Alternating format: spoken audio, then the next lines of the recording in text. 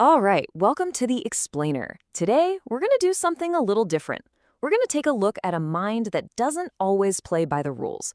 Think of it less like a disorder and more like a really unique and powerful computer, just running a very different kind of software. So let's pop open the user manual and see what's inside. Yeah, I think we've all been there, right? But imagine for a second, this isn't just a funny line about a rough morning. For some people, this is just how it is every single day. You've got this amazing top-of-the-line processor that's super fast, super creative. But the interface, let's just say it's a bit chaotic. So, if that chaos sounds familiar, you might be running what we're going to call the anomalous operating system, or AOS for short. And let's be super clear here. This is not a manual for a broken system. Not at all. It's a guide to understanding a system that just works differently. It has its own logic, its own power source, and, as you'll see, some pretty bizarre and sometimes brilliant features. Okay, so Section 1, the interest-powered reactor. Every OS needs power, right? So what actually makes this one go? Well, it turns out the AOS runs on a very specific, kind of high-octane fuel. And honestly, understanding this one thing, it explains almost everything else. So here's the fundamental difference. A standard OS, your typical brain, runs on things like importance or consequences or deadlines. You do your taxes because you have to. But for the AOS, that logic, it just doesn't work. It's not that it's ignored. The system literally isn't wired for it. It runs on one thing and one thing only, genuine, pure interest. And that's out of preference, you guys. It's a non-negotiable, biological requirement. And here's why that's so important. When someone with this OS is faced with a super boring task, it's not about being lazy. It's neurochemical. Their brain experiences a literal drop in dopamine. And that drop can feel like, well, the sources describe it as almost a physical pain. It's like pouring water into the gas tank of a Ferrari. The engine's just going to cough, sputter, and die. But what happens when you give that Ferrari the premium fuel it needs? You get hyperfocus. This is the flip side, the system's superpower. When something is genuinely interesting, the AOS kicks into overdrive. The world just fades away. You forget to eat, you forget to sleep. 8 hours can feel like 30 minutes. It's this incredible state of flow where amazing things can get done. And this table just nails the experience, right? The dishwashing paralysis. From the outside, it just looks like someone's staring at the sink, doing nothing. But inside, the AOS is in a total stalemate. It's completely starved of fuel. The brain is just frantically searching for any little hit of dopamine to get the engine started, which is why it lands on, YouTube. All right, Section 2, time is not real.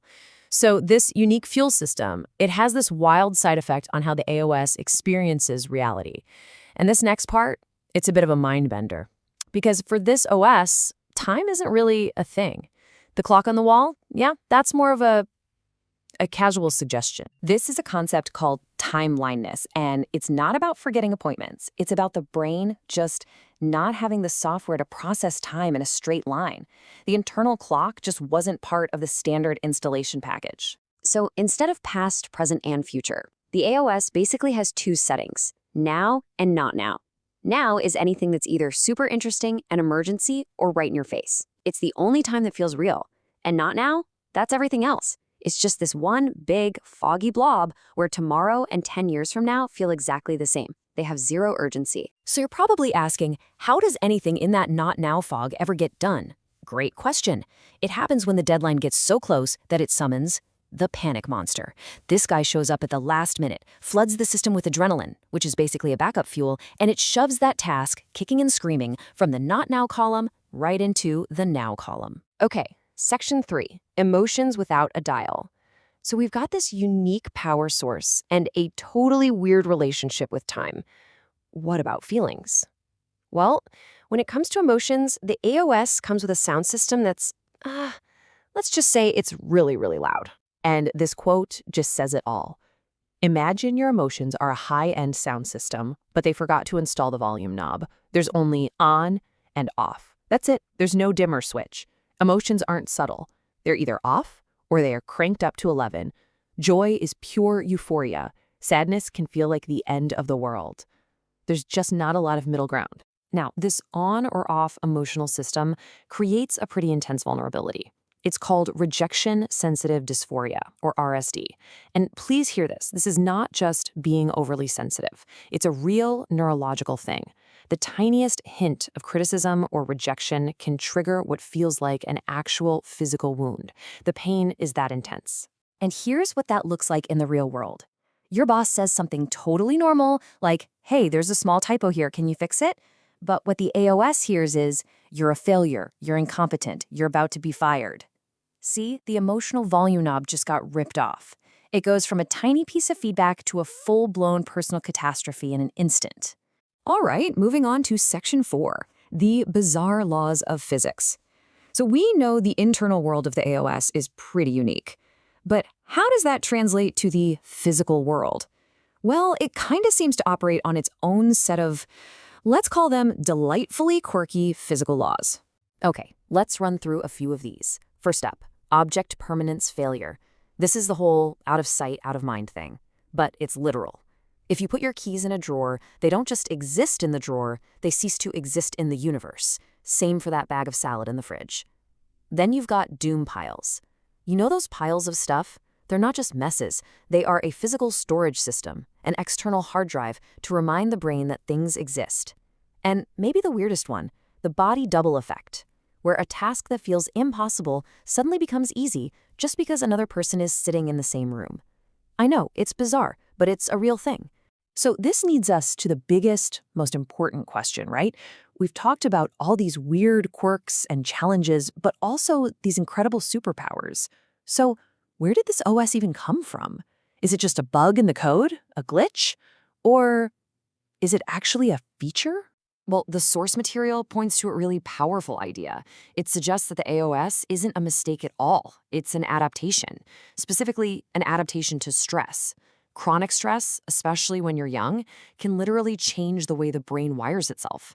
The brain isn't broken, it's just adapting to a really tough environment. And what kind of environment are we talking about? Often it's one filled with chaos and unpredictability, what the sources call constant noise. Think about growing up in a place where you're always walking on eggshells. In that kind of world, having a brain that's constantly scanning, jumping from topic to topic, and on high alert isn't a disadvantage. It's a survival tool. And when you see it that way, everything changes. Those so-called bugs suddenly look like features. That distractibility, that's actually hyper-awareness of your surroundings. That need to follow interest only, that's a survival mechanism to find joy and escape the noise. Impulsivity, that's the ability to make split-second decisions in a crisis. These aren't flaws. They are highly specialized tools that were built for a reason. And this, right here, is the core of the problem. This operating system was precision engineered for surviving chaos. But now it's being asked to operate in a quiet, structured, administrative world. It's like taking a Formula One race car and telling it to go get groceries. It can do it, but it's going to be a clumsy, frustrating ride for everyone.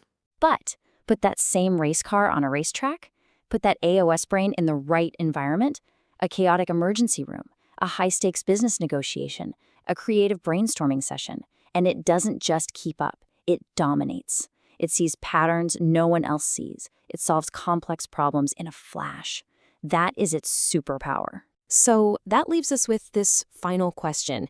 Is this a broken operating system, or is it a perfectly designed one? Just for a world that maybe doesn't really exist anymore. It's often called a hunter's brain trying to make it in a farmer's world. And if that's true, maybe the real question isn't how do we fix this brain, but rather how do we start building a world that understands and values its incredible strengths?